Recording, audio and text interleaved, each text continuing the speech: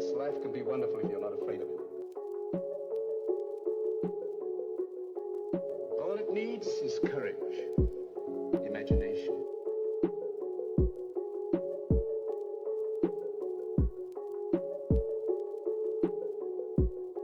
What is there to fight for? Everything!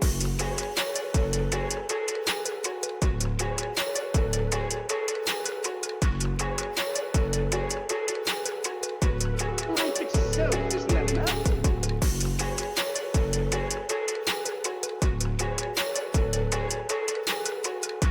What is there to fight for? Life is a beautiful, magnificent thing. Hello, and welcome to Quandary Quest.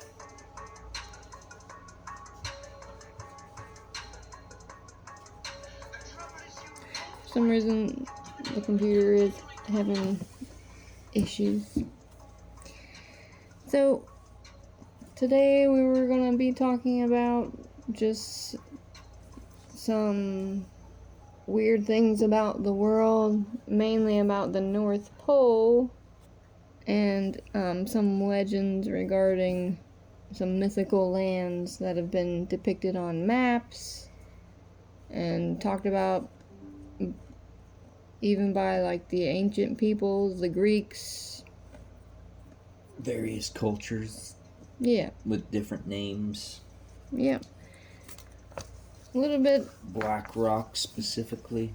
Yep, it has a lot of names, and so I was looking up, and there's basically a mythical mountain in every culture, or a mythical land of some kind. You got Mount Meru, you got, Apparently Mount Meru still exists, though, in India. well, there's different, Maybe there's like a version of Yeah. it, or maybe it's a mountain renamed Mount Meru. and then there's Mount Zion, Yeah, and then there's but when you look that up, it gets confused with like Garden of Eden. all the biblical stuff. Yeah. Yeah, the Garden of Eden for sure. I thought it was really, really interesting because have you ever heard of the Zoroastrians? No. I hadn't either until I started listening to the Cult of Conspiracy, and Jacob, he's really knowledgeable about all kinds of religious things, like different religions and stuff. And the Zoroastrians, they're one of the oldest religions in the world, apparently. And they wrote of Gurnagar, the world encircling mountains, which I thought was interesting. The world encircling mountains. Yeah, that means mountains that encircle the world, like the ice wall. That's what that reminded me of. I was like, oh, isn't that weird? Yeah, I mean, because they would probably have called the ice wall mountains back then. They wouldn't have called them ice walls. It might not have been icy back then. Yeah. I mean, it's hard to we say. don't know what's underneath those because it is shelves of ice. Yeah. Well, there was like some type of a camera thing. I don't know if it was real.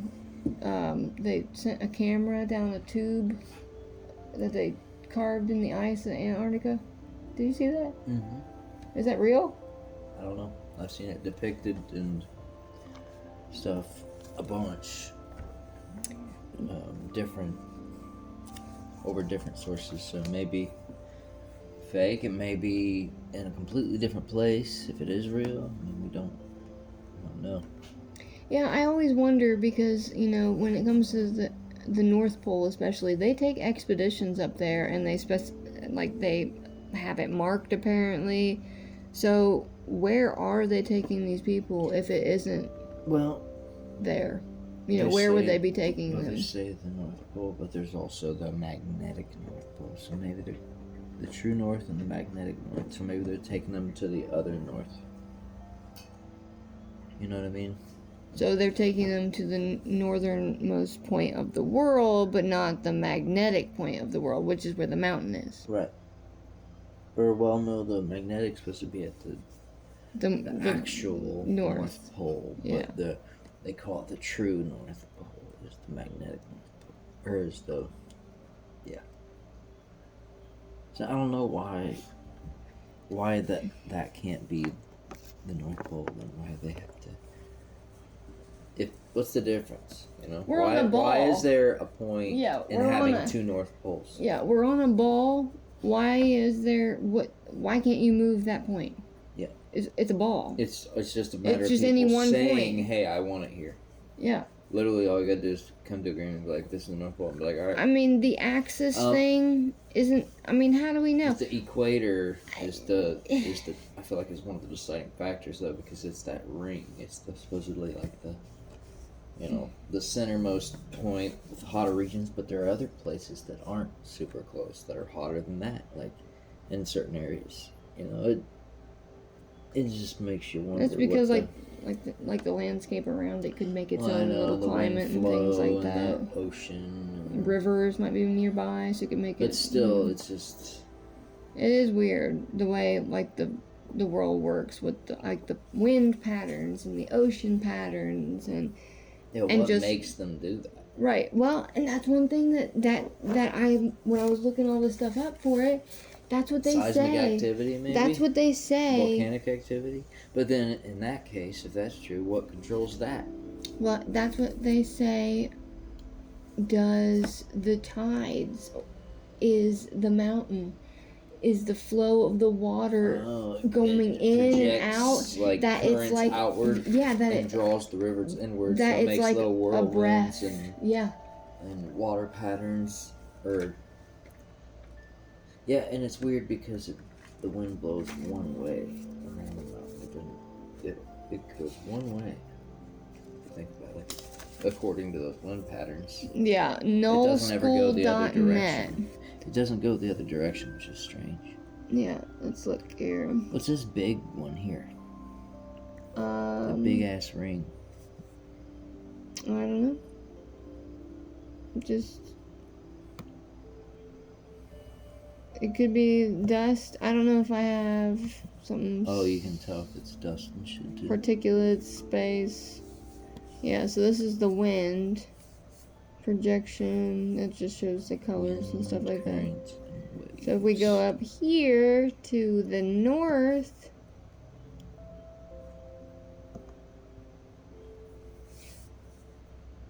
For some reason that's particularly crazy right there. Right, but you go inside of it and it's not like this. And I don't know, I don't think you can. Strange. Yeah. So you go at the very north pole and you see something, and it's something's going around. It's going, see? Yeah. Like the difference between this and this. Yeah, like what makes it change, you know? Yeah. It's obviously going around something. I don't know if there's a way to like. And it's so high that it's affecting. Nothing else is fucking with it. Yeah, it's affecting the wind, and they say that it's taller than Mount Everest. Okay, see if you can find where Mount Everest is and see if it even does that.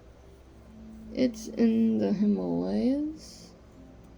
Or is that is Mount? That's not the top. Is Kilimanjaro tallest? Mount Everest is the tallest. Kilimanjaro is pretty freaking tall though, but none of them interfere with the wind like this. Can you tell at all? That's the question. Because Let if me it's look. pretty freaking tall, like it's gotta change the wind pattern at least, even subtly. You would think, right? Yeah. It's over So in I'm this curious to see if there's here. any difference. Because if there is in that exact area a big shift, or you know what I mean? I'm Point not like sure. Where it is? It could be that region, maybe. I'm honestly not sure. Why don't you look it up, and we can at least get an idea, and then go in that area. And if it did change it, I'm sure it would be obvious enough. Mount Everest location. I know it's. I thought you were going to say low key the way you were saying location. Mount Everest. It wasn't even. It wasn't even typing. Now you got to put that in. That's fate. Low key. Yep. Low key, and then see what it comes up with. It's like this is the low. Well, it would be. It would help if I region spelled of it the right. mountain. Mount Everest. What's AI gonna say? Everest and low key don't typically go hand in hand. Yeah, it's not very low key of a mountain, is it? But if you're looking for ways to experience the area around Mount Everest in a quieter and more relaxed way, consider the following options. What the heck? That's funny. It's not really low key. It's the biggest mountain on Earth. Duh. And Well, wait. and a lot of people die Something there. led us here for a reason. Read what it has to say. I'm curious. What? With this part? Yeah. Less crowded trekking routes. Gokyo Lakes Trek. 3 Passes Trek. The Amadablam Base Camp Trek. The Rowelling Valley Trek. And then it says exploring hidden villages and cultural experiences. That would be cool. Hidden villages. That would be cool. Tingbosch Monastery. This peaceful Sherpa derp village. Pangbosch. This peaceful Sherpa village offers beautiful views of Everest and a chance to visit a monastery and learn about local spiritual practices. See, now that would be cool. Tinbosch Monastery, a significant religious site for the Sherpa people, offering beautiful mountain views and a peaceful atmosphere for reflection. And budget trekking with local stays. Because do you remember how much people have to pay to go up on Everest? It's like $30,000 or something. Yeah. Remember? Crazy. That's my salary right there. Yeah, it's a whole year's salary. Alternate ways to view without climbing. Overland journey from Lhasa to Everest Base Camp in Tibet. Scenic flight from Kathmandu. Everest Base Camp helicopter tour. Oh yeah, that would be just so cheap. It'd be scary, kind of. Yeah. I mean, would they be able to go up that high? I guess they would. Yeah, but it'd still be freaking scary. Yeah, I mean, it's freezing. Oh my god! Look at the line of people! No wonder they freaking die. They probably fall off. Wow. I had no idea it was like a traffic jam on top of a mountain. Holy shit. Look at that. The clouds and the wind go around it in such a way you would think it would manipulate the wind patterns. Right? Yeah. There's Mount Everest, for sure. See, like that. Yeah, it's freaking nuts. There's Kathmandu. So where To the west of it. There's Nepal. Okay, scroll back in. So yeah, that's India. Scroll back in. So that's kind of where it is. Okay, so oh shit. Reggie. Yeah, it would be right here. Yeah, that that's where it is. Yeah. Which is interesting, right? Yep, right around where this little, like the bottom part of it. Yeah, look. Yep, like right in here. Well, I mean, it spans a giant ways, you know. I'm just saying the centermost point. Very interesting. Yeah. That it changes that much around it. Yeah. Yeah, it literally circles around it. Yeah. That's pretty cool. But even so, it still doesn't look like that weird thing up at the top. Yeah, but what I'm saying is that now you know that is what it is. Right. It's affecting the air. It's that high. That's the only other thing that high. Like it has, yeah, because it has slight little vortexes, but it's very... How about Kilimanjaro? See where Kilimanjaro is on the map. Let's get an idea of where that is. Look, something's like right there. Ooh, yeah, I wonder what that is. Click on the geographical map. And then scroll in. I can kind of... It's like right where well, you look. India... You see where it dips in right here. Shit, never mind. Sorry. Jharkhand. It would be right in here. So we got Down and to the left from that little. It would be like right in here somewhere. What would that be? Right in here. Is that another set of mountains there? What's that thing? What's that? This? Yeah. AH1. Wildlife Sanctuary. Kendoli Park. It looks flat. Yeah, that's interesting. Yeah, I don't know. Denal Lake. It's like a dam, is that not a dam? What, this? On Denal Lake? Whoa. On the lake? This looks like a dam. It's a damn lake. Susunia Hill. That's something. It That's looks a like hill. a pyramid. Oh wow, yeah it does, doesn't it? Let's look at it. It looks like two pyramids. It does look like a Like pyramid. grass grew around it and shit. That does look like 442 meters. 442.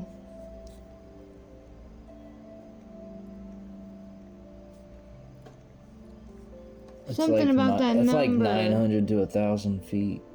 That looks very pyramid-ish, for sure. I mean, It's pointy. right? We have a lot of hills around here. They don't look like that. Yeah, it's pointy. It's not like rounded at the top. Yeah, that... I wonder if anybody else says anything about it. It just I mean, maybe it's seems the trees. It's just the trees. It could be. Or maybe it's a hill in front of another hill, and that's why it looks like that. I don't know. But that picture definitely looks weird. But whatever it is that's also making that... That's pretty tall right there.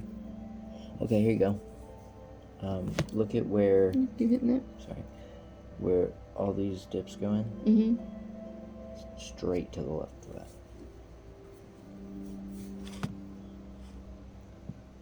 Just to make sure we're looking at the right area. Okay, so these is literally boom, like right where I was pointing the first time. There's gotta be something like right here. What's this? This looks like a mountain or something. Yeah, it should be right here. It is? Yeah. There's a waterfall and everything. Barhapani Waterfall. Two-tiered. Second highest. Dang. Popular dramatic mountain waterfall visible from the road and featuring a hiking. Wow, look at it. Oh, it's beautiful. Think the waterfall would cause that wind change? It's pretty freaking high, isn't it? A lot of that terrain is. Barhapani Waterfall. Keep calm. Keep chill. Keep calm. Enjoy the nature. Keep Yeah. nature and enjoy the calm. So yeah, that's interesting. So that must be pretty freaking tall. But it's not round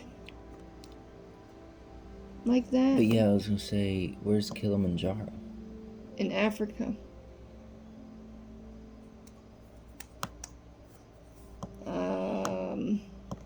Because ideally Tanganyika to Kilimanjaro. it would do the same thing if something's tall there, right? I just want to make sure it's consistent. Well, and then there's Mount Check it. Fuji in Japan. Yeah, let's check them both and see if they have wind pattern changes there. I just want to solidify. It does look like it's going around something right here. It's like, yeah, Right here. hard turns, like zigzag. Yeah. Wind don't do that.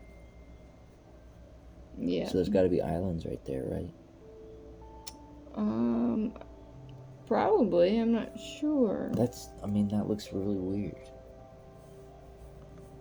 There's the Philippines is down nearby. There's all kinds of islands throughout. There's so many islands. Remember, and they just found, 300 new islands or 3,000 new islands? Well, they're coming up all the time, too, because of the Volcanic tectonic activity plates and shifting, stuff. seismic activity, the tectonic Look how plates. beautiful.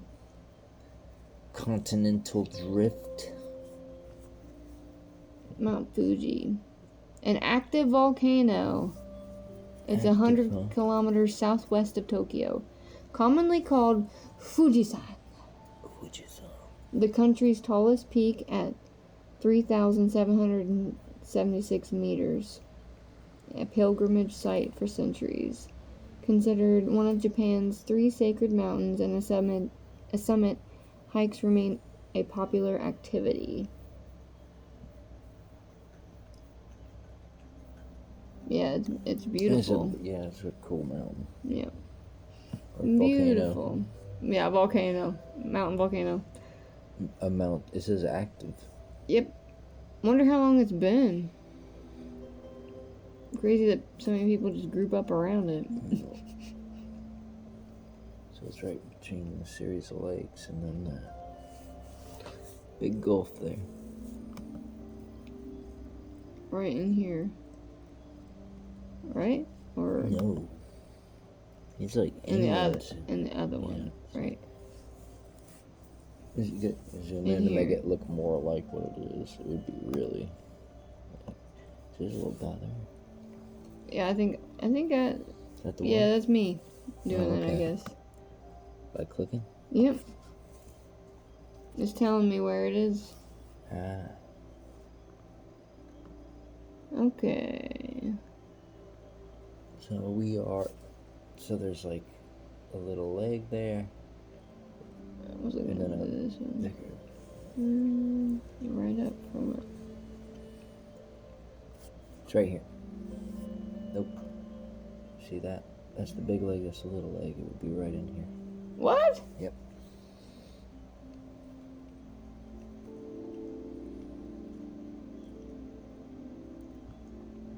See? Oh, yeah.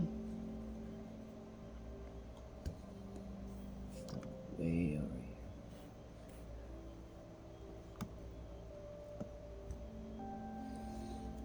So Right up in in here. Up somewhere. in here.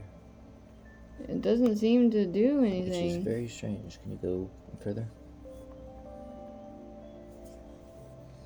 Also isn't as wide as the other mountains. Right? It's more of a point mountain. Because it's a volcano. It's not a bunch of... Well, I mean, it's not as tall. Well, it's not It's series. there. It's not a series of mountains either. That's true. It's just one thing sticking up. What about Kilimanjaro? That's the next one. Is that a So- volcano too? So though? what's the height of that one? 3,776 meters. You should write that down. And do you remember the height of the last one? Height of the last one? Mm-hmm. No. It'd be interesting. Is that the actual height or above sea level or what? It's the country's tallest peak at 3,776 meters. I don't know why I drew that so big. One right of in the center Japan's the page. 3rd sacred mountains. And that's Mount Fuji.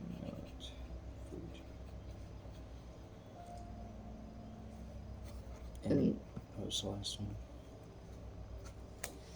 The Everest, you mean? Yeah. Oh, Everest is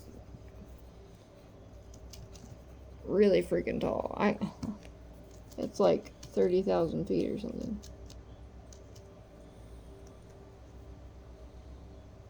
And what was Elevation 29,032 feet. that? Well, that would explain why that one shows up and the other one don't. Yeah. Okay. Big difference. And So now we need Kilimanjaro. Kilimanjaro, see but if that makes a difference or not. I don't know if it's Mount Everest is located where? India? in Asia. Yeah. And that's very specific. Asia's massive. In the Himalayas. Where is that? India? It's just above India. It's in Asia. It's literally in Asia. It would be closer to China. If anything, it's But like near Asia Tibet is a and country. I'm looking for the continent, or you know what I mean? Like, Asia is the continent. Remember? our country is what Yeah. I mean. I mean it borders multiple. You know, it's huge. It goes into multiple. I want to say mostly China, Like this center point is usually what they accredit it to. because you got a lot of like the Buddhist monks and stuff like that. Yes, I'm not China. sure. I think it's China. It says Asia, but yeah. It's definitely not Russia. I think it's China. Japan is a country, you know? No, Japan's just a country. Yeah. It's not, definitely not a country. No. It is a volcano. Oh, Kilimanjaro is a volcano. How high? It's only 19,341 feet. But It's taller. 19,001?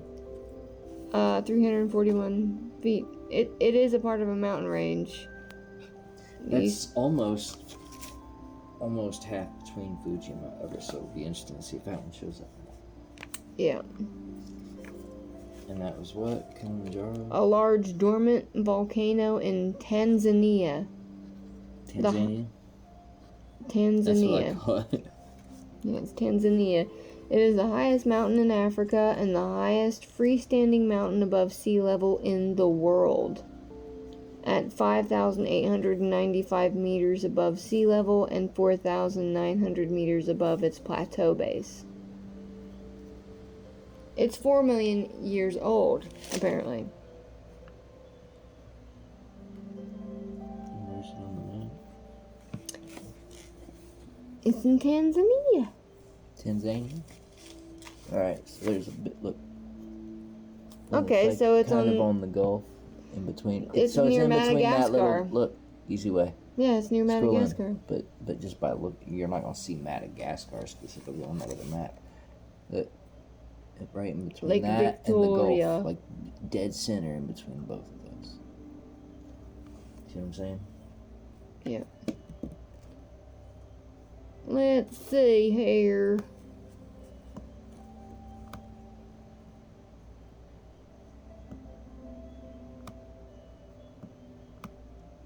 Okay, there's the Lake Victoria. Okay, so yes. Oh, Whoa. wow. See? There's definitely a correlation here. Yeah.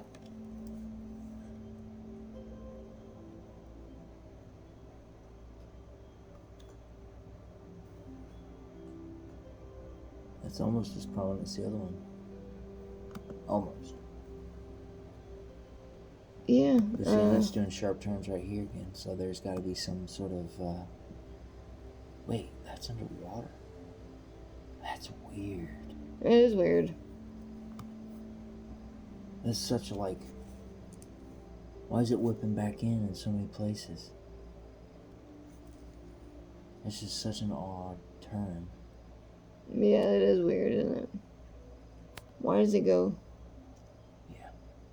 Yeah, the sea's got to be rough right there. Right. Very strange.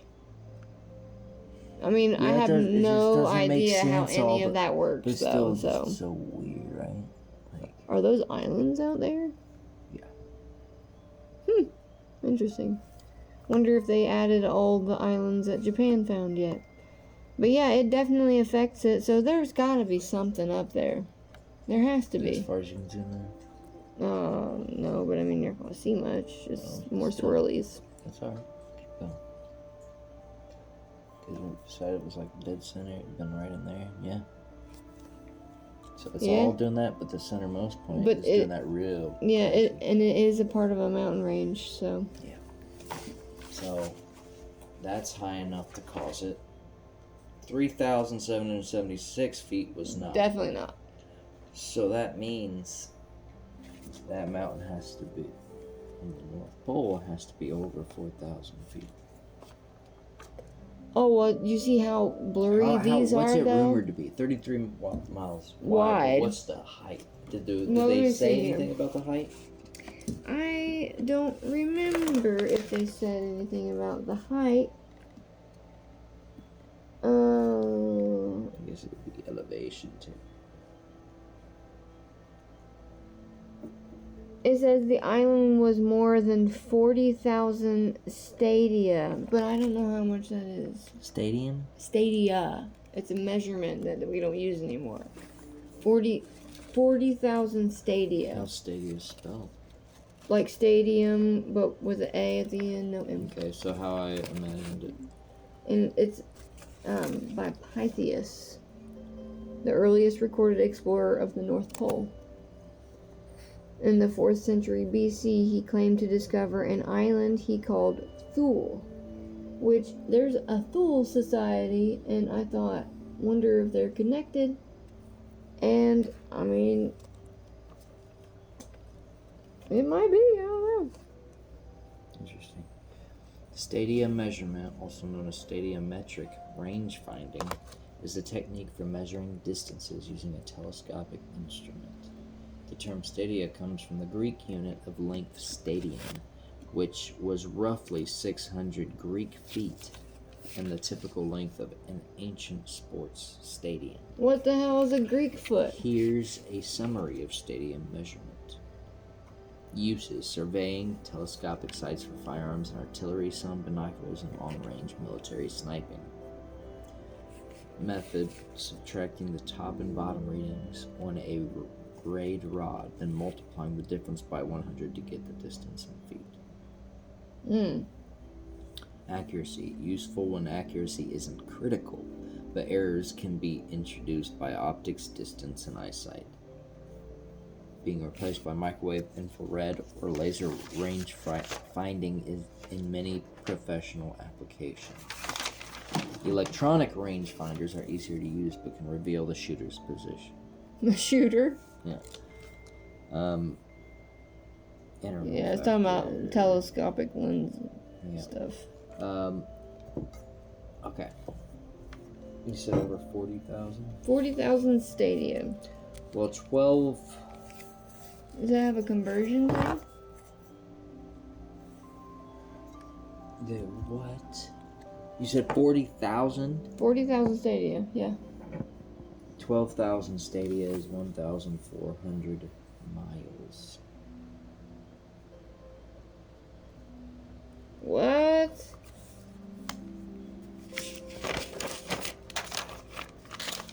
So it would be 3 times that. The island, yeah. The island was no more than fucking way. 40,000 stadia, and in this region there was no longer. Oh, that's wide. That's what I figured. But how wide would that be? It's still way wider than what it's already wider than it says. Right. And there was no longer either land, properly so called, or sea, or air, but a kind of substance concreted. Listen to this. A substance concreted from all these elements, resembling a sea lungs. A thing which the earth, the sea, and all the elements are held. Suspension. And this is a sort of bond to hold all together, which you can neither walk nor sail upon.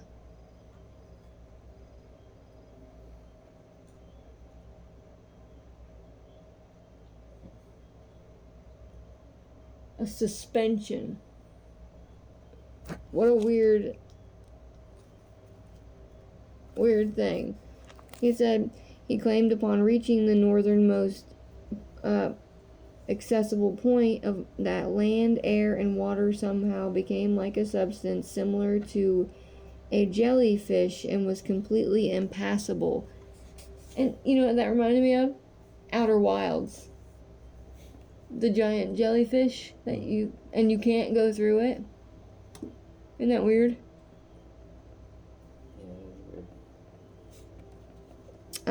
Little remains of Pythias' original writing, but secondhand sources like Strabo informs us that the inhabitants of the surrounding northern islands, he says that of the animals and domesticated fruits there is an utter dearth of some and scarcity of others, and that people live on millet and other herbs,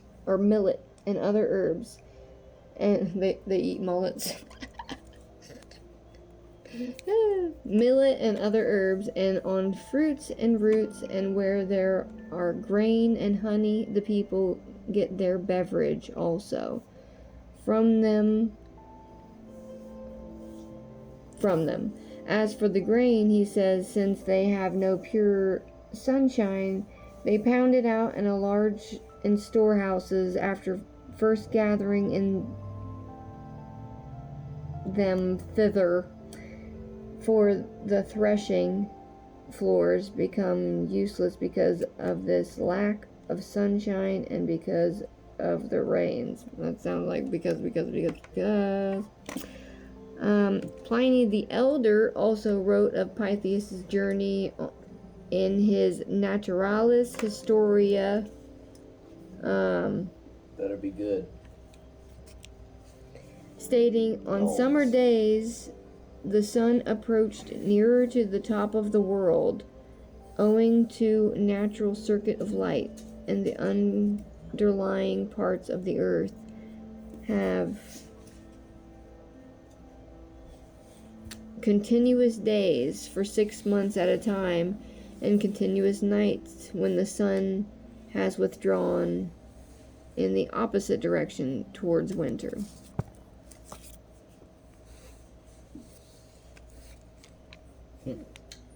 Yeah, 40,000 stadia is equivalent to 24,280,000 feet.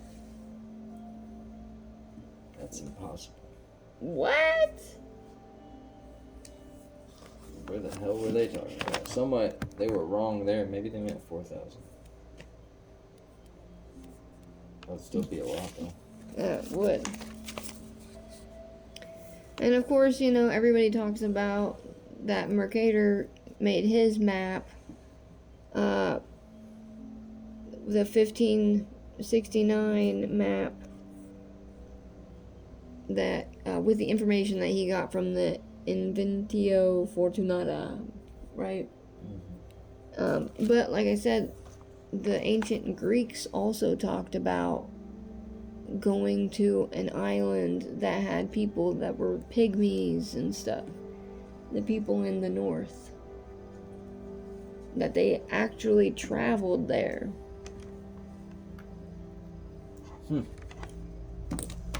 And, you know, Rupus nigra obviously means black rock. Yeah. And it's a magnetic thing. And it's huge. And BlackRock is the largest asset manager in the world. And, you know, it's supposed to be 33 French miles wide. Well, what's a French mile? I don't know. Shit.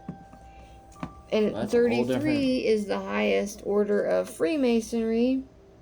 And, you know, like I said earlier, Justin Trudeau apparently said that he realized how important his father was when he found out he got to go to the North Pole or whatever, how powerful he was, you know. Right. I don't know who the hell his dad is, but I think I've looked this up before. Maybe. I feel like it's like 50 or 60. And there were other maps before Mercator. There was the Carta Marina in 1539 by Olaus Magnus. And they have, it says Insula Magnetum. Insula Magnetum up at the top. Magnetic Island. Right? Yeah. Or the Island of Magnets. And then, you know, the Hyperborea, that was the name for the island that they all would, you know, talk about and stuff. Hyperborea, yeah. 33 French miles, what I typed in. Yeah. And then that popped up. You type in 33 French miles and Rupus nigra pops up. Yep. That's funny. Mercator map from 1633 shows whole and... Oh, 1633. Okay, my mistake. Really? 1633? This one.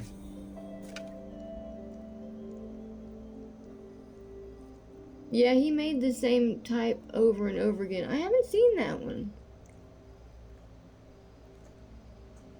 Or maybe it's just different because it's in color. No, it's different. But I've seen, he's made a similar thing multiple times. Because he made one in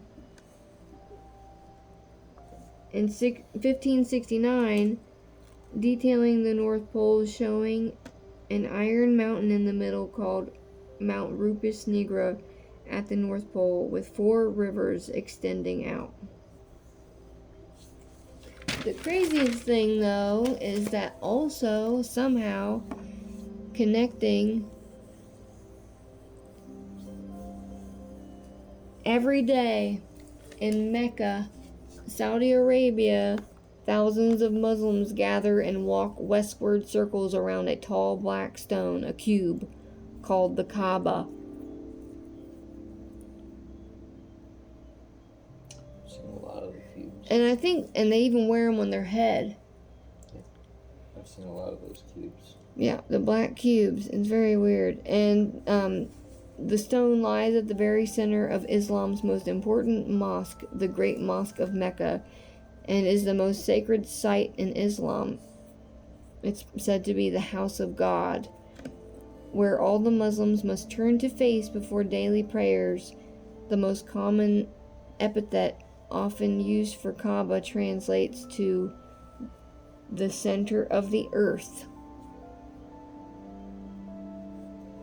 And in the 9th century, Islamic scholar Al-Qasai argued that the true Kaaba was actually located beneath the North Pole star.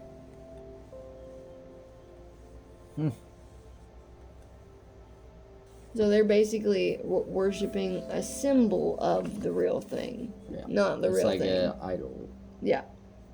And I thought, thou shalt not worship false idols or whatever. But, yeah. So that one was supposed to be in 1533. That 1633. What?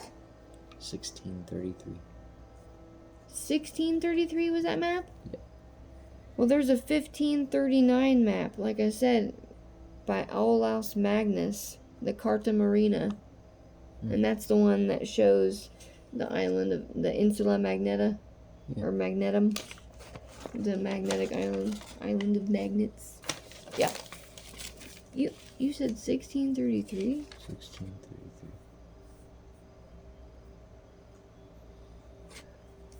I don't even know if Mercator lived that long. When did he live? Oh, that wouldn't. Yeah, of course he wouldn't live that. That's 100 years. No. But you said it was his map. Yeah. But yeah, he made a map in 1569. I mean, he still could have been alive depending on when he was born, I suppose. When was he born? Let's look at it.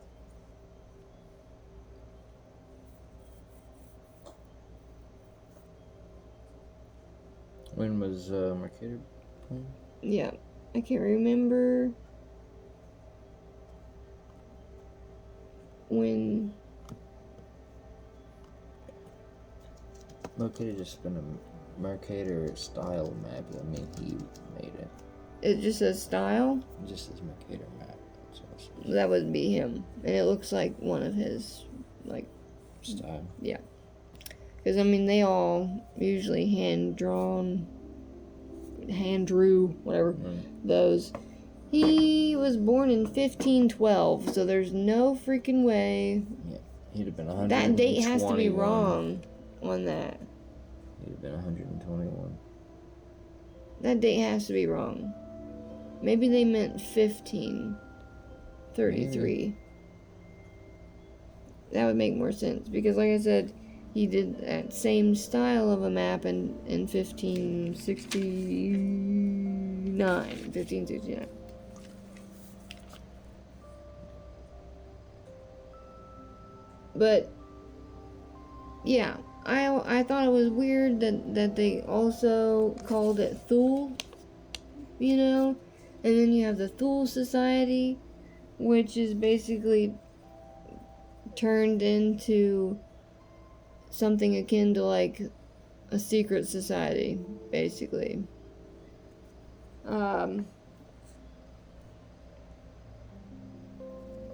Yeah, it says the Munich branch established in 1918 by Baron Rudolf von Sebottendorf, who, while living in Istanbul in 1910, had formed a secret society that combined esoteric Sufism, Freemasonry, and the creed of the Hashashim. Like just smushing a whole bunch of things together. But, so, also, Helena Blavatsky, she was like a witch, a well-known, like, sorceress woman, I think. She listed the 6 root races, apparently. The Astral, Hyperborean, the Lemurian, Atlantean, Aryan, and, quote, the coming master race. What does that even mean? 1633 Antique American World Map.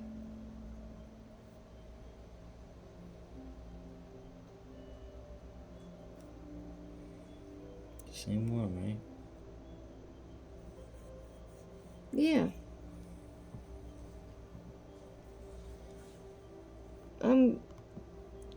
Does it say that's his? Oh.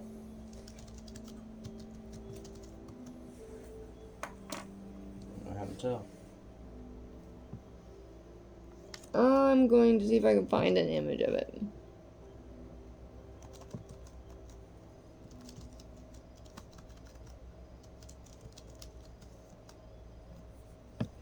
$1633. Let's see here.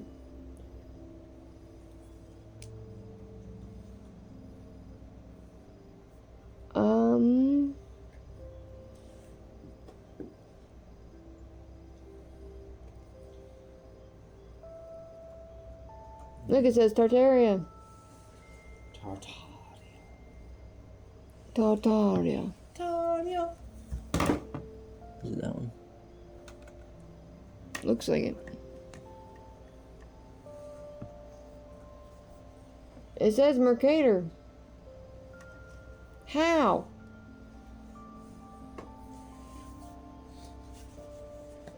I'll be right back after these messages. Okay, so it says sold at auction. Michael Mercator, map of Americas. Michael? Yeah. Who the fuck's that? Is that his son? I don't know. I think his son actually finished some things for him, didn't he? That happens a lot. Who is Michael Mercator? He was the grandson. Ah. Wow. That's amazing. How amazing. He carried on the tradition. He lived from 1567 to 1600. He was a Dutch engraver and map maker, the grandson of the illustrious Gerard Mercator.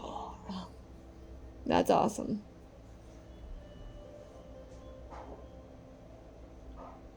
Michael Mercator. And brother to Gerard Mercator the Younger. Man, they don't do that anymore. Pliny the Elder, Pliny the Younger.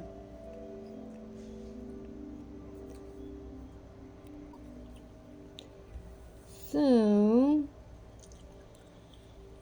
only that map of the Western Hemisphere bears his imprint. What? What? It says, although his work on the 1595 America Civ India Nova attests to his skill, he appears to have been largely relegated to assisting his grandfather and his uncle Rummold. What? Only that map of the Western Hemisphere bears his imprint. That's it. Hit back. Back. To go to Google? Back to where you were. Hit one back. Google.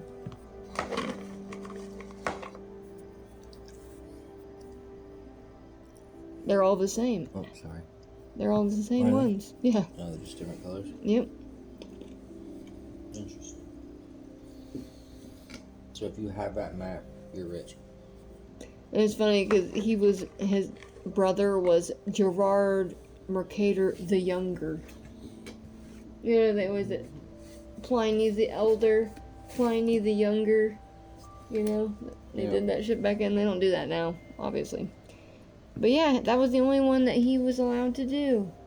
Oh, he didn't continue it after his grandfather died? But it's no wonder it looks just like his grandfather's, because he was probably hovering over his shoulder the whole time. Oh, yeah. Oh, you're doing that wrong. Oh, nope, it has to be like this. It's interesting, though.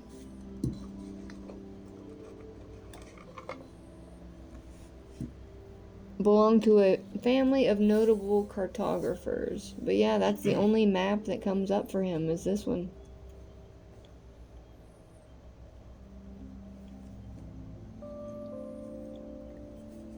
And it says Henricus Hondius, Amsterdam, 1628 or 1633.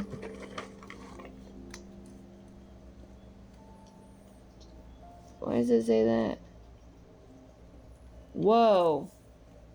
I think it's $4,950 euros, which would be twice that in our money, I think. I don't know if that's a euro sign. I think $600. So it would be like $600. What crack are you smoking? It'd be like $8,000, $9,000. $600. We're not converting backwards, okay? $600. Definitely not. That's at a completely different place. So? This is at vintagemaps.com. So where's that at? There. Well, definitely not. I wonder what makes it so special. It's sold by vintagemaps.com. It does come from Germany.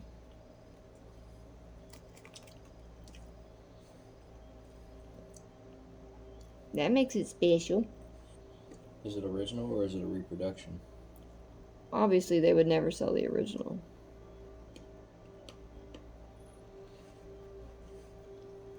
So this says Gickly reproduction print on fine paper. It doesn't specify. Anyway, that's the only one that he has, and it's just like his grandfather's. And, yeah. I looked up Helena Blavatsky because I thought it was interesting that she mentioned of the 6 root races, Hyperborean, Lemurian, Atlantean, Aryan, the Astral, and the, quote, coming master race. She sounds racist. Yeah, it's fucked up. But she was a Russian-born mystic and writer who immigrated to the United States, where she co-founded the Theosophical Society in 1875. She gained an international following as the primary founder of Theosophy as a belief system. I'm pretty sure she did like... Well, if she's a mystic. I want to say... Yeah, she's an occultist. Yeah.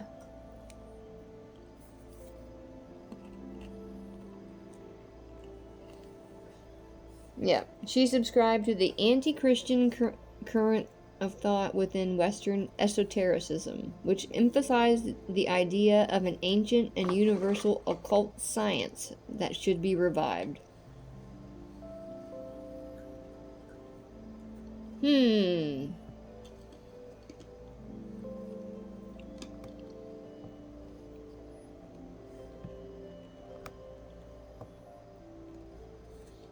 I think it's cool in the old maps too. It has like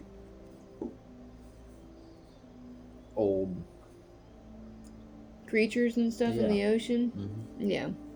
It'll have like things that look like the Loch Ness Monster and giant squid and MACLEOD. shit. Yeah, it's got all kinds of stuff.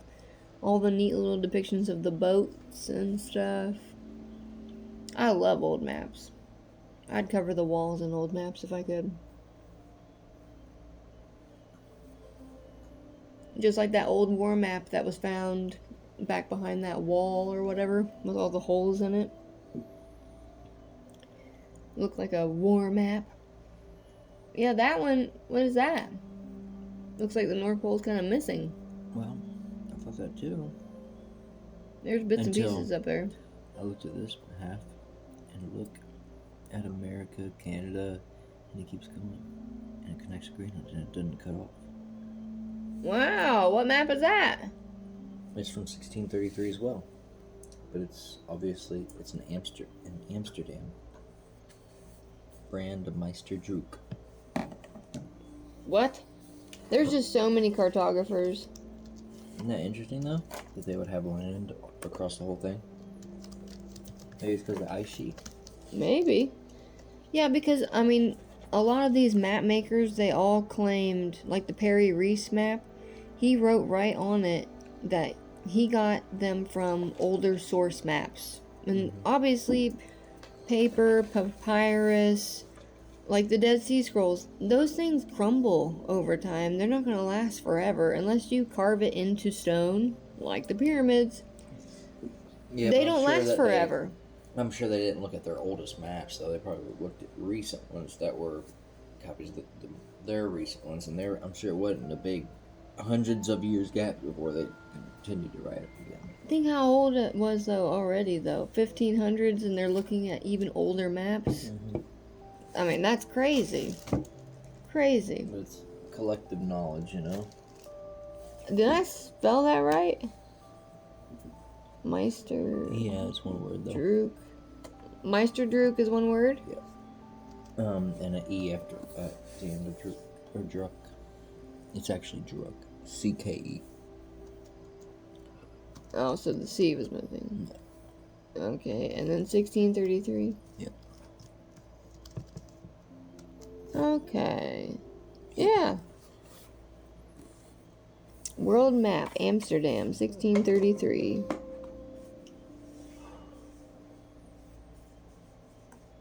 Wait. This says that it's Mercator. That Meister Drook is just the name of the place that you can get that. How would that be a Mercator map? Right. If it was It's 1633. so confusing. And also if his grandson only did the one. By Gerard after Mercator. What? Wait. Yeah, it has his picture on it. Bottom left. Look. Yeah, I don't understand. Who's the other people?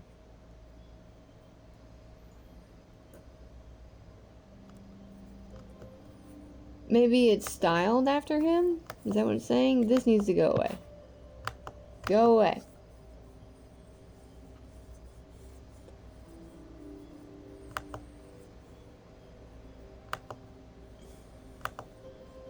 Stupid. Okay. It says World Map Amsterdam 1633 Gerard after Mercator. What? Non-classified artists. Available as an art print on canvas. So is it a reproduction? Like somebody just made it up? Is it AI? Like what is it?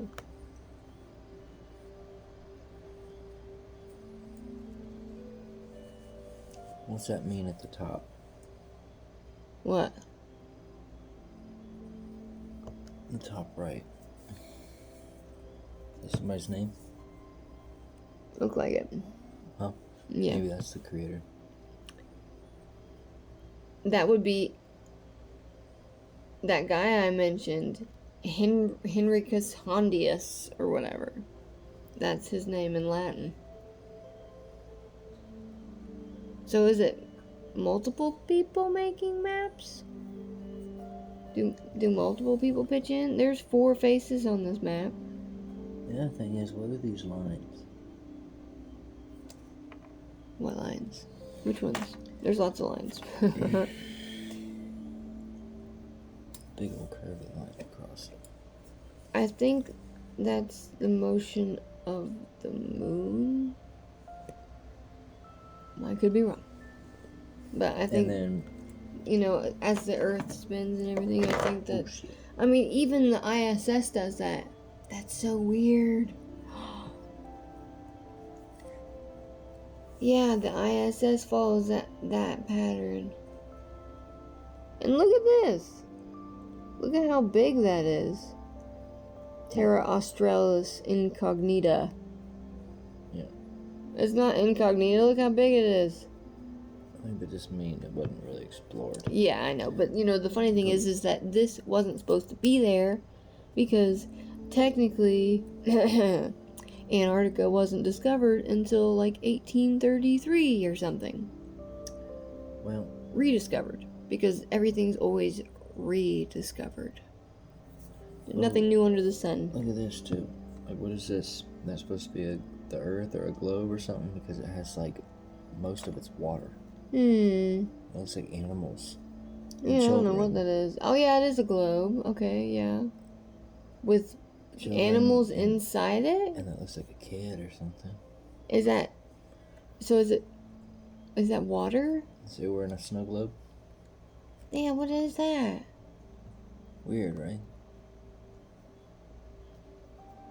Why?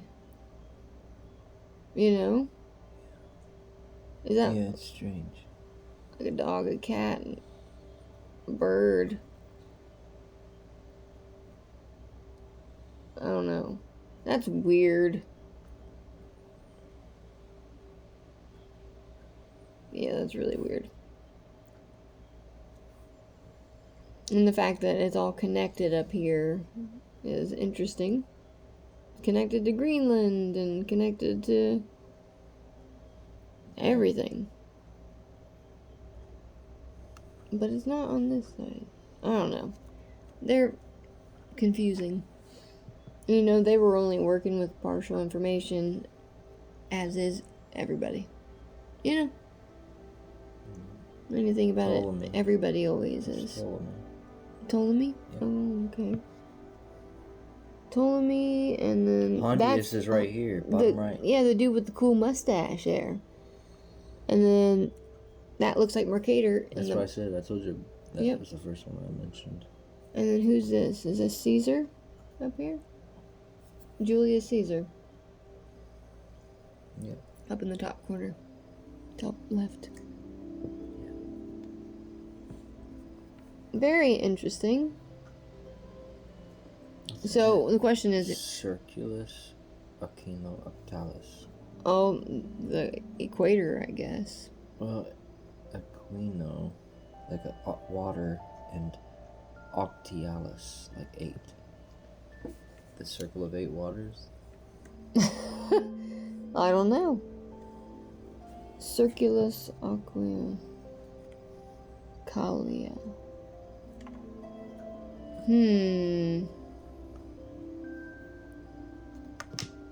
Translate Circlius. I'm gonna butcher this. Circlius Aquino. I forgot it already. Aquino.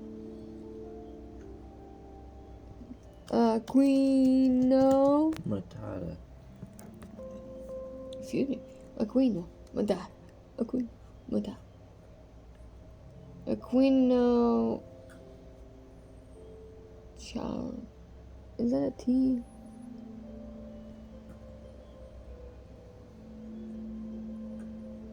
CTIALIS.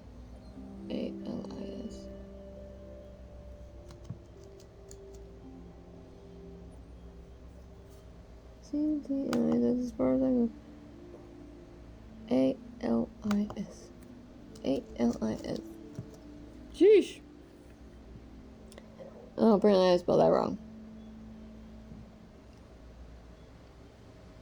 It just means the equinoctial circle.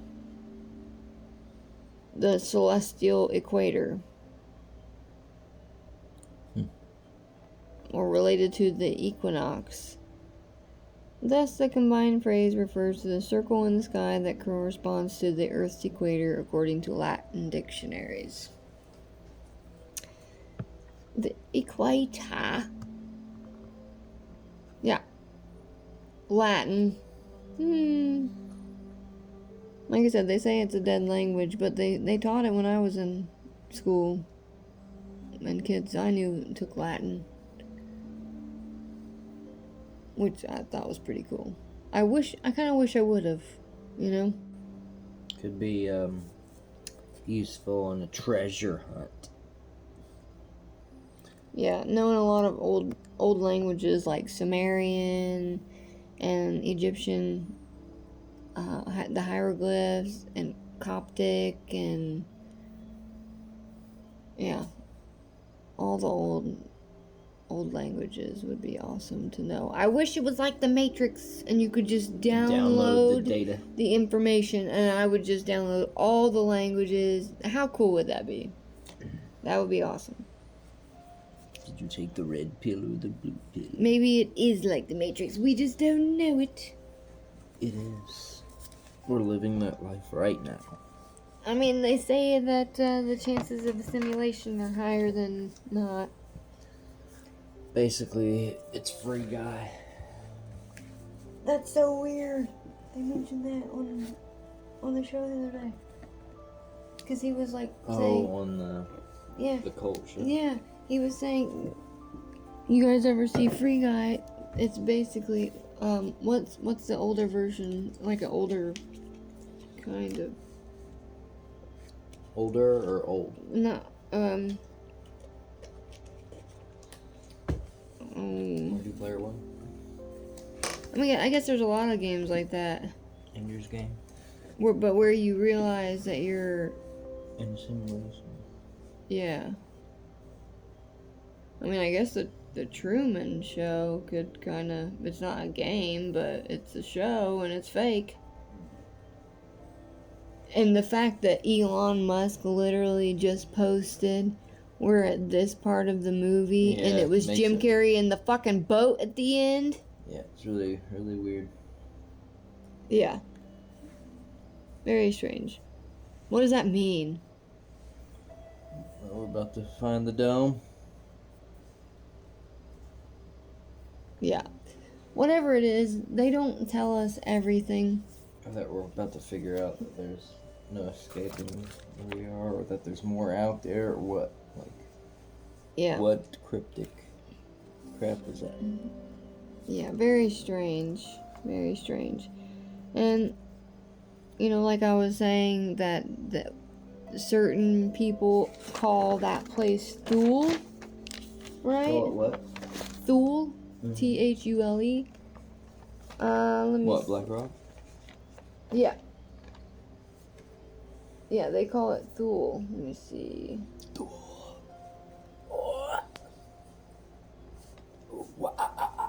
But yeah, there, like I said, there's all kinds of places that mention, you know, mythical lands. The Norse, they have Agartha. The Hindu have Paradesha.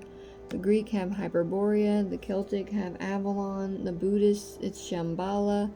And in the Bible, of course, it's the Garden of Eden. But I have to look that Bible verse up where it talks about a great tree. I can't find it. I had it up on my phone and I can't find it. And then I tried to look it up and it gave me some other weird thing about a different tree. And then the Sumerians had Mount Sumeru, and Iran spoke of Mount Hara-Barazeti. Terrible. With a celestial spring on its highest peak in the realm of the stars. Mount Kailashi. And the Chinese, what? Actually, I think that's what it was. I think what's what it was. Kailashi. Not Kailashi, I think that was another one. I don't know. The Chinese had Mount Kunlun with a bronze pillar of heaven at the summit where the immortals dwell. The South Turkestan tribes speak of a copper pillar that marks the navel of the earth. And the Mongols have Mount Sumber or Sumer with the Zambu tree on its summit. The Buryats of Syria talk of Mount Sumer with the North Pole star fastened to its summit. There's like a tree and it like over and over again. The Egyptians wrote of the mount of the first time, which was the first land to appear from the waters, and is the dwelling place of the high God, the source of light. And the Muslims, of course, they have, Mecca. The Zoroastrians, like I said earlier, Gurnagar, the world encircling mountains, and they're one of the oldest religions in the world. The Navajos spoke of encircled mountain, which was surrounded by 4 directional mountains. The Dogon tribes of Nigeria spoke of a cosmic pillar spanning 14 worlds, which is the roof post of the house of the high god Amma.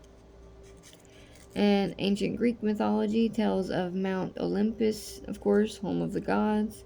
Ancient German told of Irminsul, a universal column which sustains everything. And the Norse Edda spoke of Asgard, of course, the Berg of the gods rising in the center of Midgard, the circular earth. Midgard. Right? So it's like everywhere. There's always a mountain and a tree. The mountain that I was talking about is actually Mount Kailash. Kailash. Kailash. Yeah, I think I've heard of that. Why has no one climbed Kailash mountain? Mount Kailash is located in the Ngari region of Tibet. The mountain is sacred for Hindus and certain other ancient Indian religions. It is said to be the abode of Hindu Lord Shiva. It has, for this reason, never been climbed. The belief is that one has to be a pure person devoid of sin to climb this abode of gods. Really? What if they did dwell in the high places? But they let people go to Mount Everest, though. And maybe the one that's there is like god of death or something. It's A like lot of people die up there. They don't even bother going and getting their bodies. It's too much work. Yeah. So sad. You pay $30,000 just to go up there and keel over. I mean, no thanks. I'll stay here. So sad. What? What did NASA find on Mount Kailash? What? What did they? NASA's Tell me. satellite imagery has revealed some interesting features about Mount Kailash, including its near perfect pyramid shape. What? And the fact that it's surrounded by other smaller pyramids. Additionally, reports suggest the mountain exhibits unusual electromagnetic activity and time lights. distortion effects. What? While there's no official confirmation, some theories propose that Mount Kailash might be hiding an ancient unknown structure beneath its surface. And it has some swirly whirlies around that area. Wait, is it a part of the same set of mountains as Everest? I'm sorry, it's just said in Tibet. I'm pretty sure it could be a part of the same chain, possibly. The Ngari region of Tibet. Let's see. Mount Kailash. Like eyelash, but with a K. No, I'm just kidding.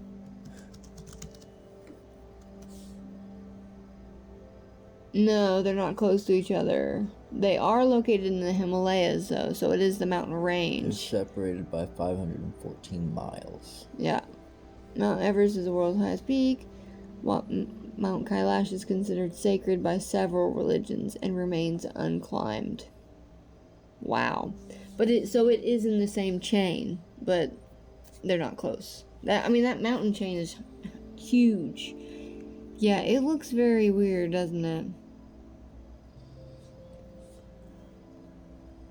It looks really weird.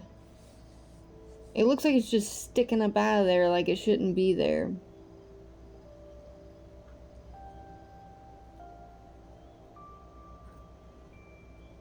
Yeah. Other pyramids around it? Where?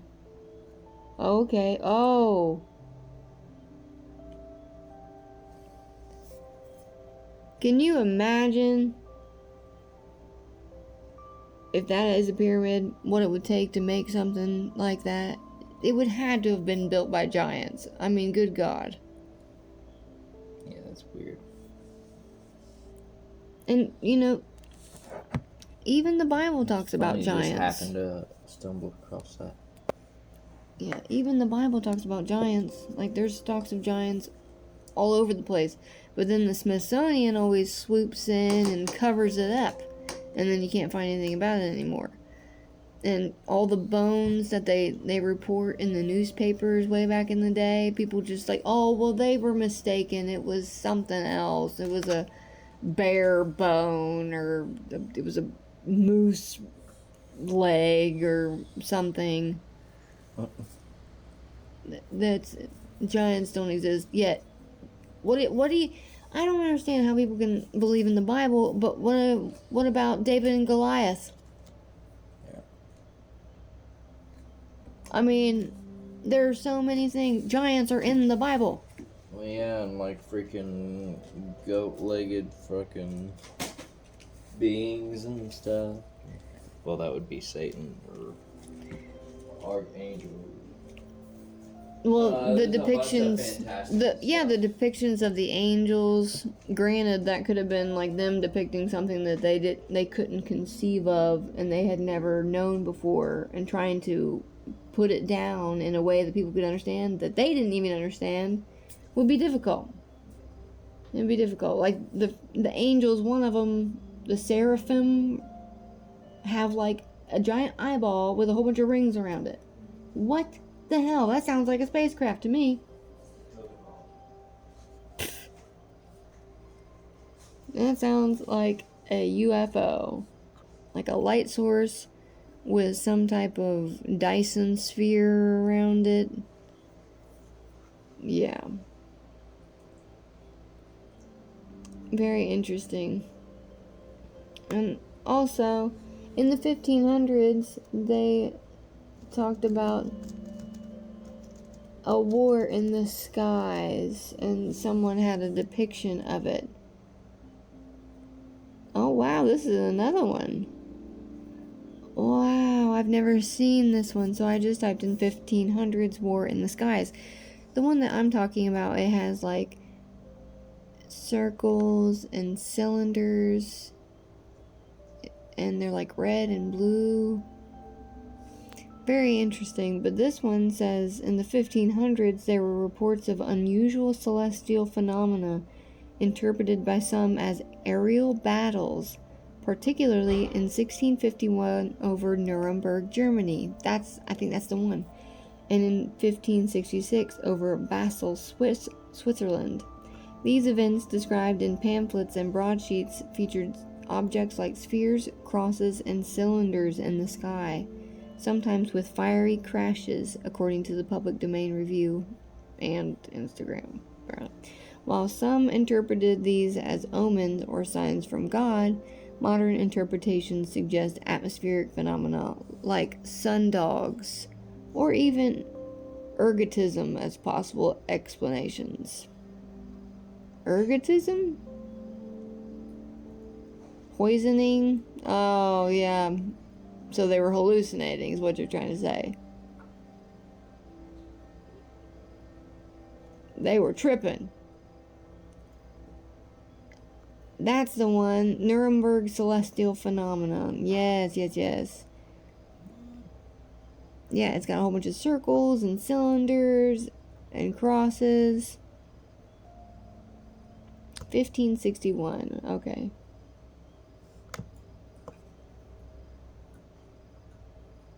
Crazy, because there's another picture.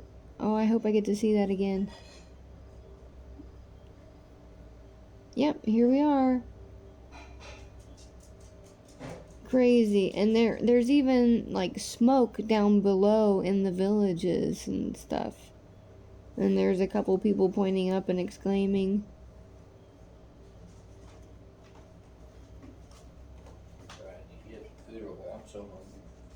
I tried to eat earlier.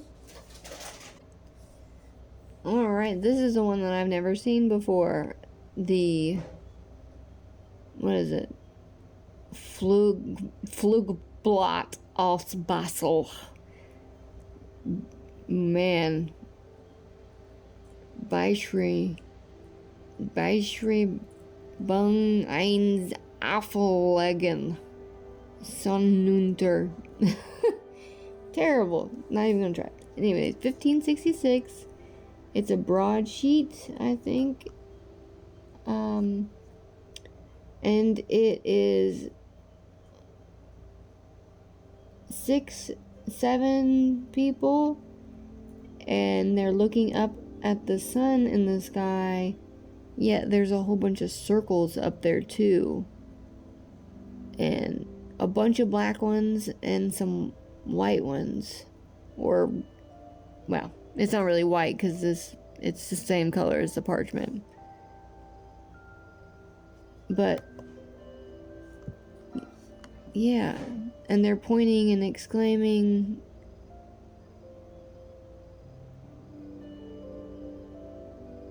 Very interesting. They definitely saw something, and what they weren't hallucinating. A series of mass sightings of celestial phenomena occurred in 1566 above Basel, Switzerland. The Basel pamphlet of 1566 describes unusual sunrises and sunsets. What? Celestial phenomena were said to have fought together in the form of numerous red and black balls in the sky before the rising sun. The report is discussed among historians and meteorologists. The phenomenon has been interpreted by some ufologists to be a sky battle between unidentified flying objects. The leaflet written by historian Samuel Cocceius reported it as a religious event. The Basel pamphlet of 1566 is not the only one of its kind. In the 15th and 16th centuries, many leaflets wrote of miracles and sky spectacles. Ooh. Interesting. The event is reported to have taken place at Basel, Switzerland. Many local witnesses reported seeing 3 celestial phenomena. The first is described as an unusual sunrise, the second as a total lunar eclipse with a red sun rising, and the third like a cloud of black spheres in front of the sun. Wow. Yeah, back to that Mount Kailash, the whole... Very interesting. Kailash. Yeah. Captured images of the mountain using satellite technology. And it says, unusual magnetic fields and lights above the mountain, potentially linked to its unique geology. NASA's Terra spacecraft, equipped with the Aster instrument, has captured images of Mount Kailash. These images are a part of a larger effort to monitor various geological features and environmental changes. Well, it's very weird, too, that pyramid-shaped peak, which scientists explain as a result of millions of years of erosion and geological uplift. Yeah, all those little smaller pyramids around it. Yeah. Reports describe unusual magnetic anomalies and the appearance of different types of lights above the mountain. Some speculate that these phenomena are related to the mountain's magnetic field, which NASA experts suggest might interact with the atmosphere. How do you explain the time distortion? Right. Despite its prominence, no one has ever successfully climbed Mount Kailash. The Chinese government prohibits climbing due to its religious significance. Yeah, you see all the trash those assholes leave at Mount Everest? Yep. Ridiculous. I mean, Absolutely these are supposed ridiculous. To be like environmental friendly people, most of Yeah. them. You literally pay all that money to go up there and drop your garbage everywhere? Disgusting. I think anybody that goes and then they have stuff left behind, they should be fined. Absolutely. Just like you would litter in the park. Friends. Just like you would litter in the park or litter whatever, $500 fine, they get fined. Oh yeah. I wonder if there probably is. I don't know. Look it up. Is there a fine for littering at Mount Everest? Not that that's really important to the topic, but curious. You would think it would. But then again, it is in another place, you know, it's not here. And yeah, they just want the income, honestly. Yeah. Well, that would be extra income if they charge them for it. Right. They're subject to penalties, including fines or loss of deposit for littering on Mount Everest. That doesn't stop anybody that does it. So they have to put down a deposit just to climb it. Wow. Deposit introduced a deposit scheme requiring climbers to pay a $4,000 fee before their expedition. To get this deposit refunded, climbers must return with a minimum of 8 kilograms or 18 pounds of trash, which is the estimated average amount of waste an individual generates during the climb. 18 pounds of trash? Is it your shit and stuff? Like, how do you produce 18 pounds of trash? Yeah, I don't know. What are you consuming and drinking on the way up? Mandatory use of poop bags. That's probably most of it is shit. Probably. I guarantee that's like a pound each time, probably. You take 18 shits on the way up and back? I mean, it's pretty intense climb, you know? You better evacuate those bowels before you make that trek. I don't know if I could poop in the cold. Oh my gosh, that'd be awful. I'd be constipated. Yeah, it's safe to say that I don't think I'll ever be climbing Mount Everest. Or pooping in a bag. Well, you never know about that one. Like, actually, down the road is a good possibility. You never know. You never know what happens. But Mount Everest, definitely not. I'll admire it from afar. Thank you. Thank you. I feel like if I tried pooping in a bag, I'd miss and then have to pick it up. It'd be awful. It would not be good. What if it's diarrhea? Like, what do you do then? Then you just got snow in the bag. I don't know. It's not something that you usually would know about beforehand. You know, but I would say you'd have to put that bag all the way up against your butt.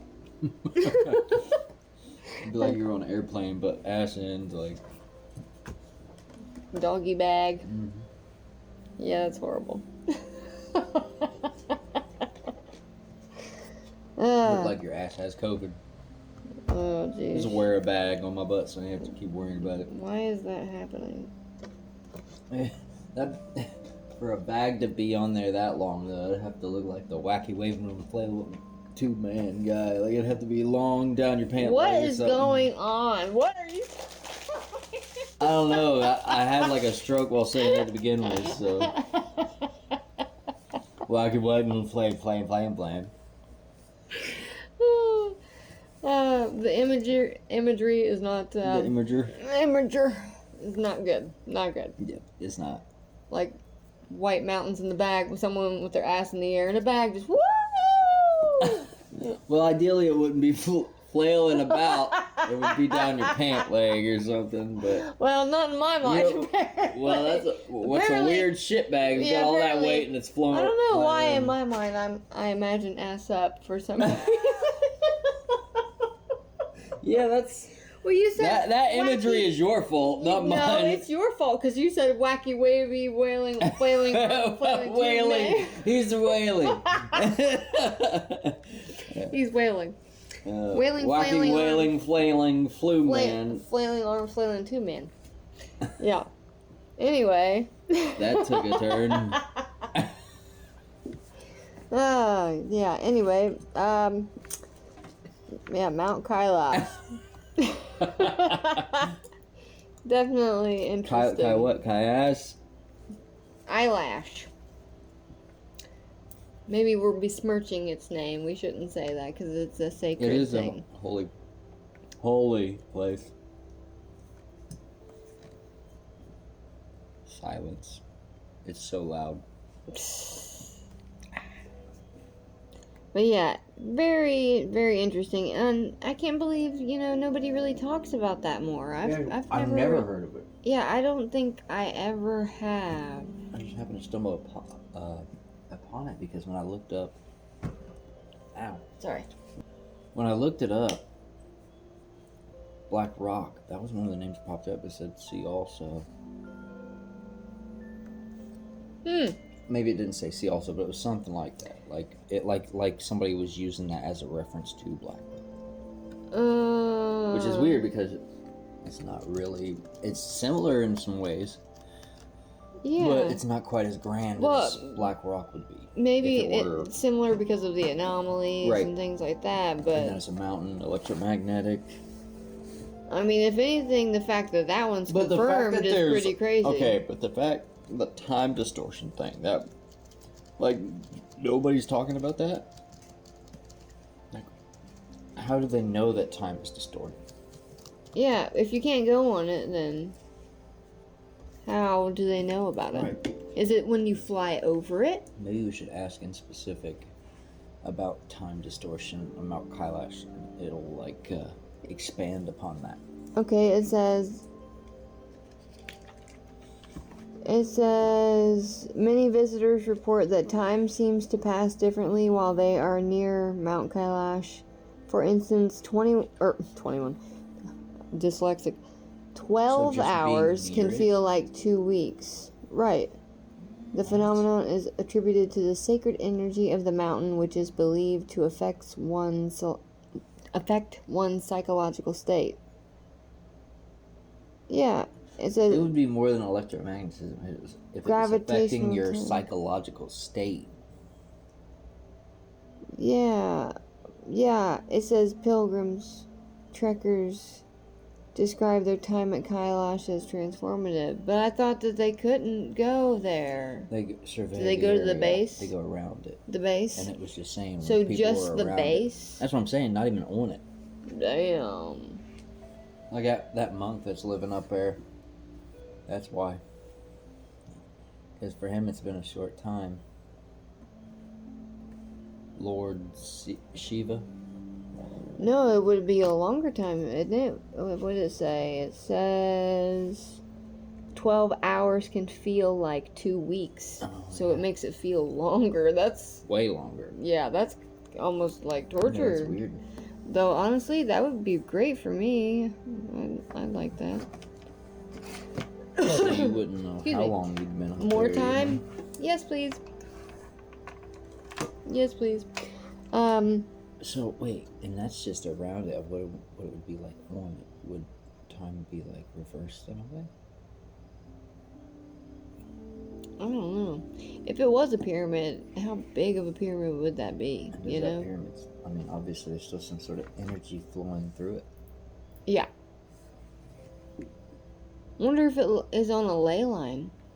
We're definitely gonna have to do a deep dive on this specifically. And Kailash? Yeah, and see if it's on a ley line, and see if if it's any way like lined up with maybe like the Bermuda Triangle, or like the what is it called, the Dragon Sea or something. Basically the Sea of Death around China is basically their Bermuda Triangle over there. I think it's the Dragon Sea or something like that. But see if those places are linked up in some way. There's got to be, a reason why there's such phenomena there, Really cool, because it says gravitational time dilation could play a role. In areas where gravity is stronger, time is said to pass more slowly, which could contribute to the unique experiences reported by those at high altitudes, like Mount Kailash. describe their time as transformative, leading to a sense of timelessness. This can create a feeling of being disconnected from the usual pace of life, enhancing the perception of time stretching or contracting. Yeah, but it wouldn't make that big of a difference. 12 hours, 2 weeks. 12 hours, maybe a few days. Maybe feel like a few days, but 2 weeks. Maybe they were in like a very high meditative state, but even then it would be the opposite, because usually when you meditate, you think you've been there for 5 minutes and you've been there for like 8 hours or 2 days or whatever. You wake up and people are washing your feet. Yeah, it's weird. We're definitely gonna have to. What the heck are you talking about, washing your feet? They start washing your feet because they think that you're some mystic. Who? The people of your village. What village? What are you talking about? In India.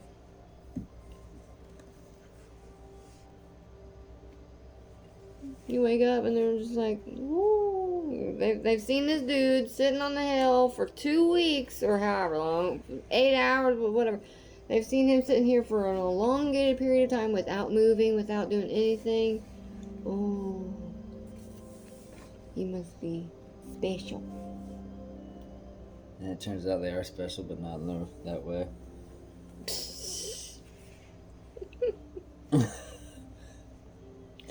Yeah, we definitely need to do more digging on that mountain for sure and look more into that. But what I was also going to bring up, because they were talking about sky phenomena and stuff, it just reminded me of something that I just wanted to talk about really quick, and then we could wrap up. Did you ever hear about the war in the sky over Germany in like the 1500s? Mm-hmm. Well, apparently, like an alien war. Yeah. Well, apparently there were multiple instances. This is the one that I always saw with the tubes and.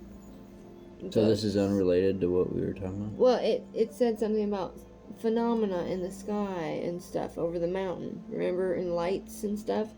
These describe all kinds of weird stuff about the sun not rising at the right time, or there being a lunar eclipse, and it's like all in the same day, or it doesn't rise, or it rises at 6 hours later or something. Like, everything's all Out of whack. weird, yeah, and that there's a lot of like lights flashing and stuff. Let me see if I can find this other one. This is not it. Where is it?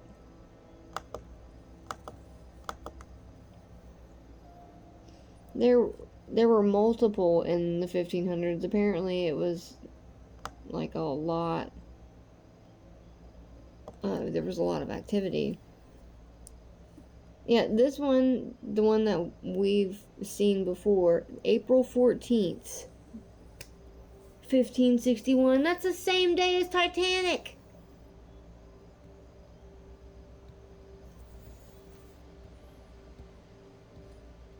Same day as Titanic.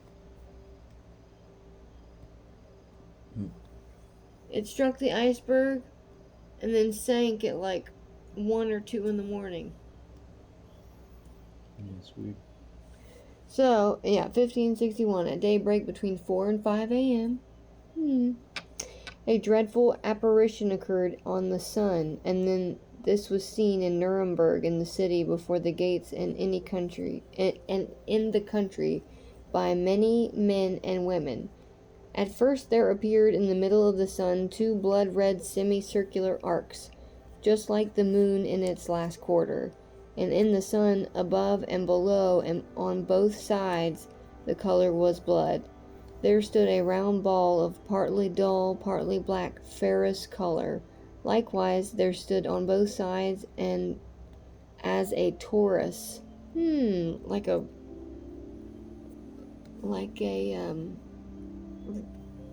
ring or something, like a donut. round, yeah, like the donut around. Interesting.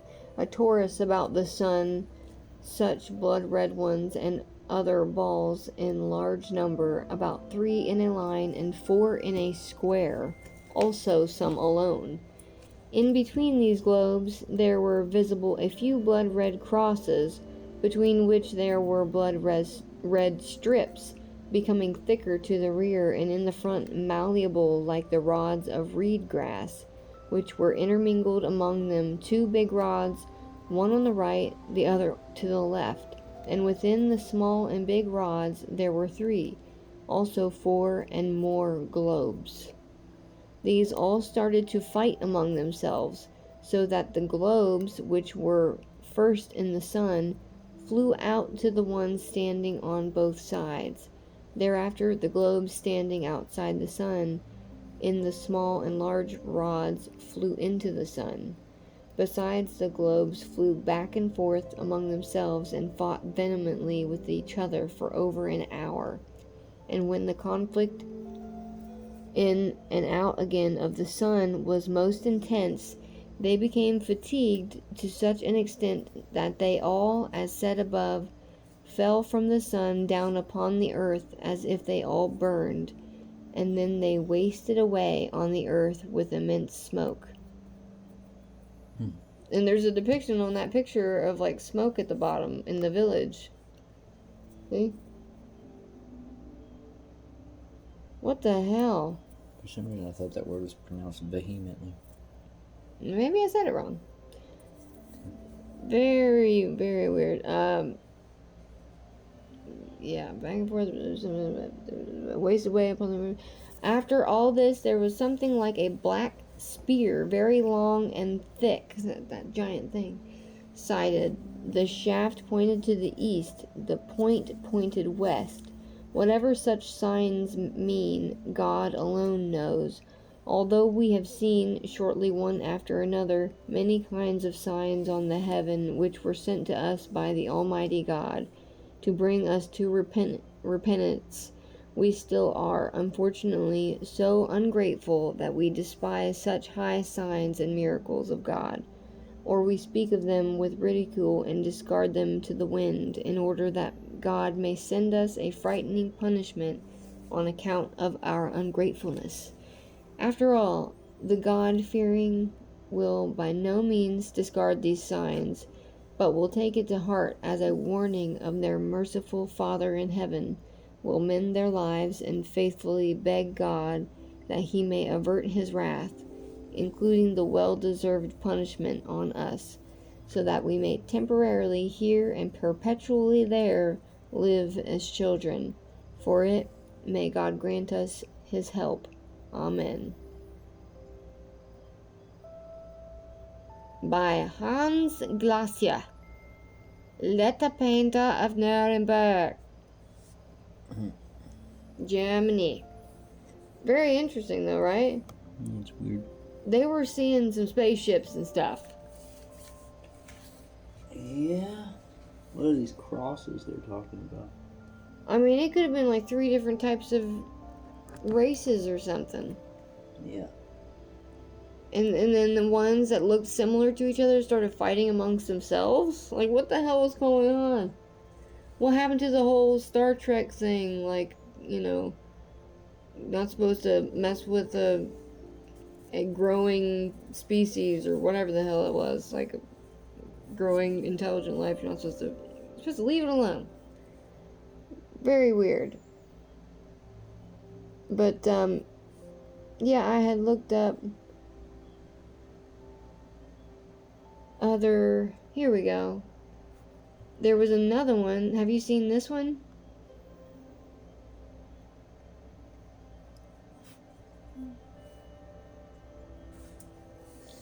This was in the 1500s as well. It was 1566. And the other one was 1561.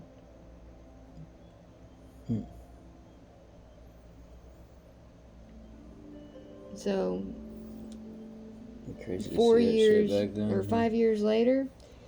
So it was in Switzerland, and It says, on the 27th of July, after the sun had shone warm on the clear, bright skies, and then around 9 p.m., it suddenly took a different shape and color. First, the sun lost all its radiance and luster, and it was no bigger than the full moon. And finally, it seemed to weep tears of blood, and the air behind him went dark, and he was seen by all the people of the city and countryside. In much the same way also the moon, which has already been almost full and has shone through the night, assuming an almost blood-red color in the sky. The next day, Sunday, the sun rose at about 6 o'clock and slept with the same appearance it had when it was lying before. He lit the houses, streets, and around as if everything was blood-red and fiery. At the dawn of August 7th, we saw large black spheres coming and going with great speed and precision before the sun, and chattered as if they led a fight. Many of them were fiery red and soon crumbled and then extinguished. What if they're talking about meteors? Right. I can't explain the sphere one. Or just a mass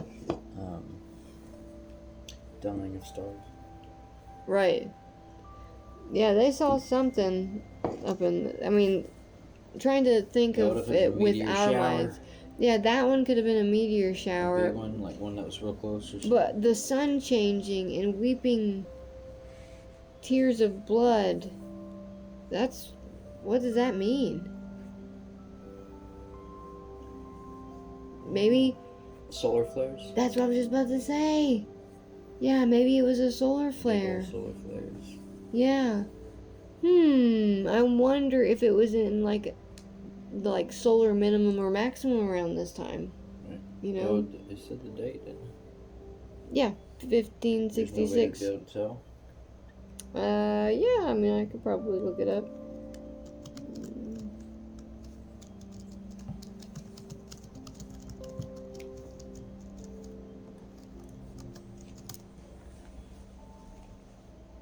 Was 1566 in the solar maximum.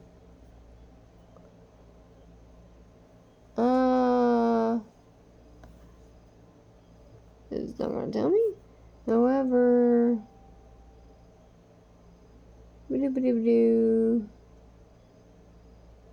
nope, it says it falls within the Sporer minimum, suggesting it was likely a period of low solar activity.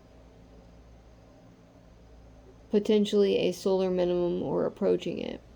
How would they know that? Well, they say that that stuff happens in cycles of every 11 years. The sun is in its minimum or maximum or whatever. 11-year cycles. But, it says, while systematic telescopic observations of sunspots began around 1610, establishing the foundation of our understanding of solar cycles, determining the exact state of the solar cycle in 1566 is challenging due to the limited historical records from that period. Solar cycles marked by fluctuations in sunspot activity have an average duration of approximately 11 years. The periods of heightened activity are referred to as solar maximum, while periods of reduced activity are known as solar minimum. Yeah, so there's not enough. So it's an educated guess. Yeah. What we could do is just go back 11, all the way back to 1566 and see. Manually. Yeah. Pretty cool. Right? Oh, yeah. So much shit that they don't tell us that we don't know. I mean, we definitely don't know anything. NASA's lying to us. Oh, shit, and NASA found these images and that wasn't news at all. Like, when did they find those? Right. How long ago was that? I had to... 2015, looks like. Huh. What did... 8 years ago. Well, Eight look, years it ago, said, what 10 did years ago. NASA find on Mount Kailash? And this was March 9th of this year. Really? Yeah. So, are they just now releasing the information?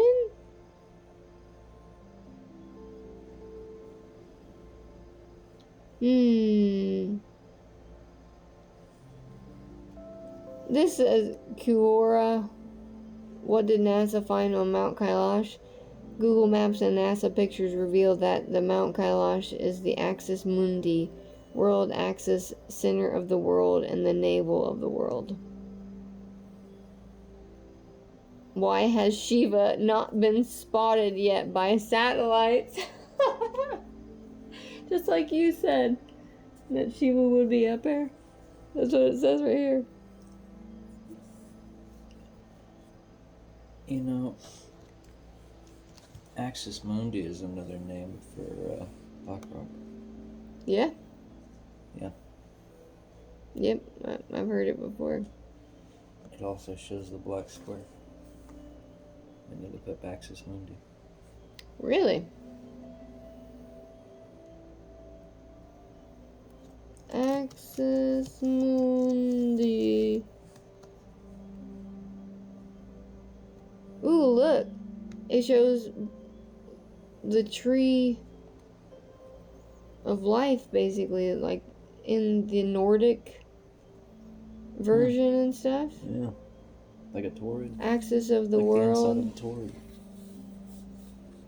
Latin term for axis of the earth between the celestial poles. Geocentric coordinate system. Apparently, the spiritual axis mundi. What is the axis mundi for Christians? That's the thing too. Depending on what like part of the world you're looking at, everybody interprets things differently. Oh yeah. So it's like how can you know how can you know which is right and say you know for a fact that someone's wrong about this certain thing, because they all coincide with a lot of similar things. Yeah. But there's just like tiny little things that people tweak along the way.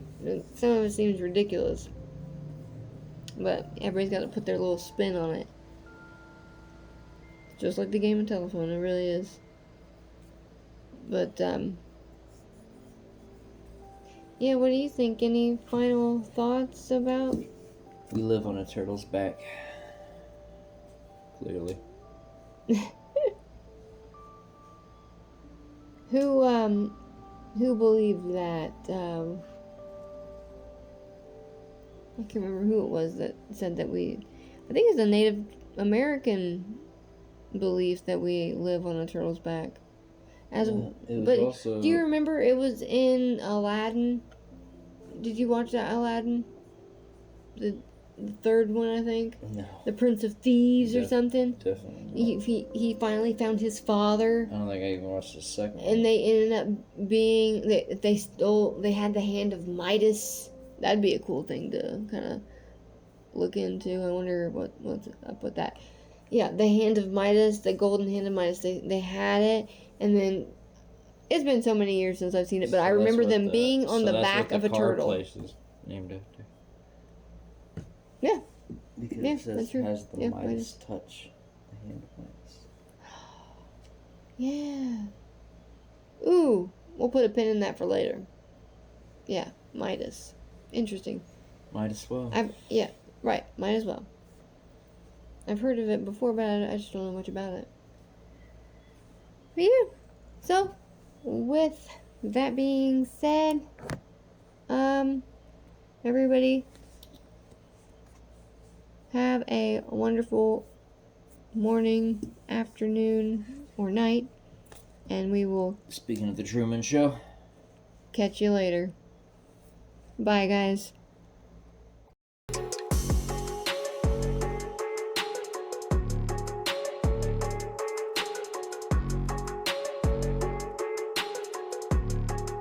The trouble is you won't fight. You've given in, continually dwelling on sickness and death.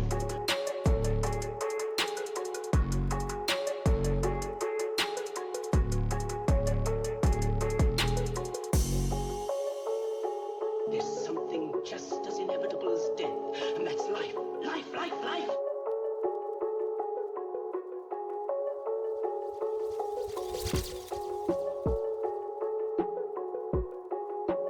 Think of the power that's in the universe, moving the earth, growing the trees, and that's the same power within you.